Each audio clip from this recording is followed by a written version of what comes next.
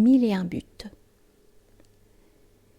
Zarathustra a vu beaucoup de contrées et beaucoup de peuples. C'est ainsi qu'il a découvert le bien et le mal de beaucoup de peuples.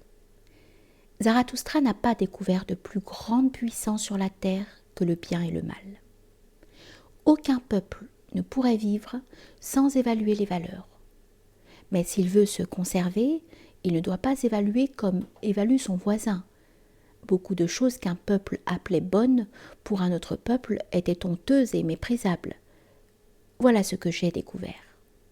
Ici, beaucoup de choses étaient appelées mauvaises et là-bas, elles étaient revêtues du manteau de pourpre des honneurs. Jamais un voisin n'a compris l'autre voisin. Son âme s'est toujours étonnée de la folie et de la méchanceté de son voisin.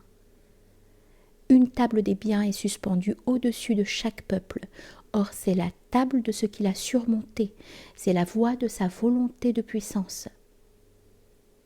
Est honorable ce qui lui semble difficile. Ce qui est indispensable et difficile s'appelle bien. Et ce qui délivre de la plus profonde détresse, cette chose rare et difficile, est sanctifié par lui.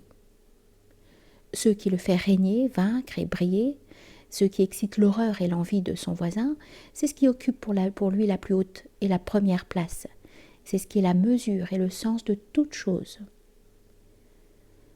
En vérité, mon frère, lorsque tu auras pris conscience des besoins et des terres d'un peuple, lorsque tu connaîtras son ciel et son voisin, tu devineras aussi la loi qui régit ses victoires sur lui-même, et tu sauras pourquoi c'est sur tel degré qu'il monte à ses espérances.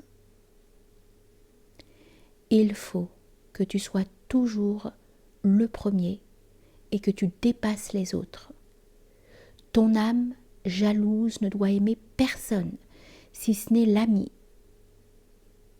Ceci fit trembler l'âme d'un Grec et lui fit gravir le sentier de la grandeur. Dire la vérité et savoir bien manier l'arc et les flèches, ceci semblait cher et difficile en même temps au peuple d'où vient mon nom, ce nom qui est en même temps cher et difficile.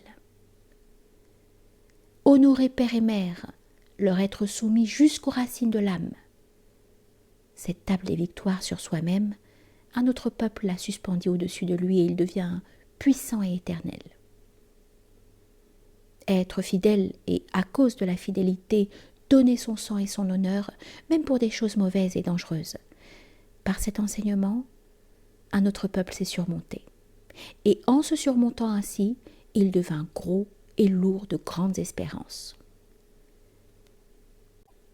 En vérité, les hommes se donnèrent eux-mêmes leur bien et leur mal.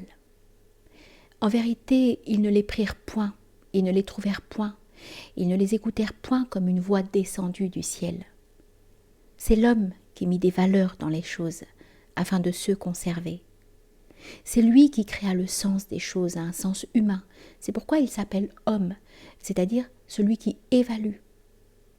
Évaluer, c'est créer. Écoutez donc, vous qui êtes créateurs, c'est leur évaluation qui fait des trésors et des joyaux de toutes choses évaluées. C'est par l'évaluation que se fixe la valeur. Sans l'évaluation, la noix de l'existence serait creuse. Écoutez donc, vous qui êtes créateurs. Les valeurs changent lorsque le créateur se transforme.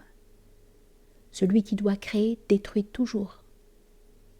Les créateurs furent d'abord des peuples et plus tard seulement des individus.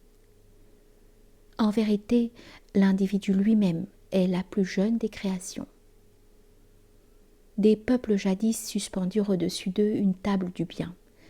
L'amour qui veut dominer et l'amour qui veut obéir se créèrent ensemble de telles tables. Le plaisir du troupeau est plus ancien que le plaisir de l'individu. Et tant que la bonne conscience s'appelle troupeau, la mauvaise conscience seule dit « moi ». En vérité, le moi rusé, le moi sans amour qui cherche son avantage dans l'avantage du plus grand nombre, ce n'est pas là l'origine du troupeau, mais son déclin.